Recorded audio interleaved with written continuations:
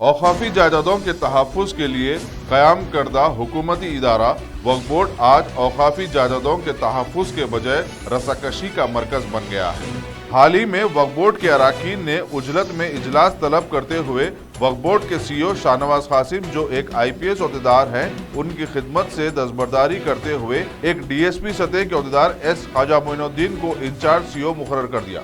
Board में अगर IGP rank ओहदेदार की सही खिदमत के उसूल की बजाय इनकी खिदमत से दस्तबरदारी मनाखेज है। क्या CEO वक्फ़ बोर्ड के अरकान के तवक्कुआत पर पूरे नहीं उतरे? एक IPS ओहदेदार से जायजा हासिल न करने का फैसला करते हुए मौजूदा महकमे पुलिस के DSP Khwaja Moinuddin in charge CEO ओहदा कबूल करने से क्यों इनकार किया? हालांकि ख्वाजा मोइनुद्दीन वक्फ़ बोर्ड में विजिलेंस ऑफिसर की हैसियत से खिदमत अंजाम दे रहे हैं। वक्फ़ बोर्ड में जारी रसाकशी अगर औकाफी जायदादों के तहफ़्फ़ुज़ के लिए होती तो कौम खैर मकदम करती। ऐसा महसूस होता है कि वक्फ़ बोर्ड में जारी अफरा-तफरी सिर्फ अरकान के सुकून क़ल्ब के लिए है।